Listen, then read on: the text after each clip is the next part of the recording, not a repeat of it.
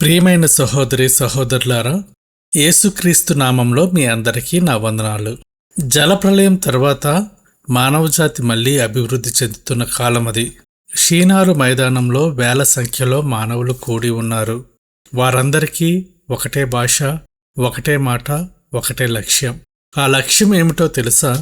దేవుని మహిమపరచడం కోసం కాదు, దేవుని ఆజ్ఞను పాటించడం కోసం, అంతకంటే కాదు, కేవలం తమను తాము హెచ్చించుకోవడం కోసం. మనం ఆకాశమును తాకే శిఖరము గల ఒక గోపురాన్ని కట్టుకుందాం, మనకంటూ ఒక పేరు సంపాదించుకుందాం అని వారు నిశ్చయించుకున్నారు. మానవుడు ఆ గోపురాన్ని ఆకాశమును తాకేలా కట్టాలనుకున్నాడు. వారి దృష్టిలో అది భూమి మీద అత్యంత ఎత్తైనది. కానీ ఆకాశమందున్న దేవుని దృష్టిలో అది ఎంత అల్పమైనదంటే దానిని స్పష్టంగా చూడటానికి ఆయన దిగి రావాల్సి వచ్చింది.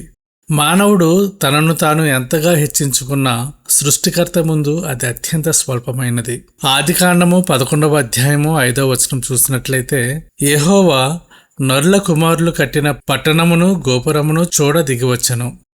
నోవహు సంతతి వారు దేవుని ఆజ్ఞ ధిక్కరించి భూమి అందంతటా వ్యాపించకుండా షీనారు మైదానంలో ఒకే చోట నివసించాలని నిర్ణయించుకున్నారు. వారు తమ స్వంత కీర్తిని చాటుకోవడానికి ఆకాశమంత ఎత్తుగల ఒక గోపురాన్ని నిర్మించడం ప్రారంభించారు.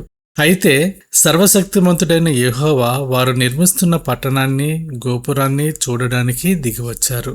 ఇక్కడ దిగివచ్చుట అంటే దేవుడు ఆ గోపురం కనపడగా దిగిరాలేదు, కానీ తీర్పు ఇచ్చే ముందు పరిస్థితిని క్షుణ్ణంగా పరిశీలించడానికి భూమి మీదకు వచ్చారు.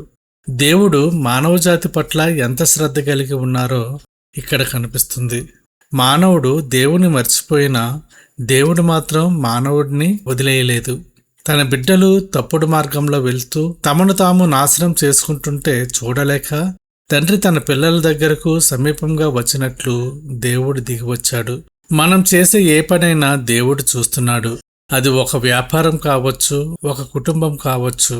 దేవుడు చూస్తున్నాడు అనే స్పృహ ఉన్నప్పుడు మన ప్రవర్తనలో వినయం ఉంటుంది.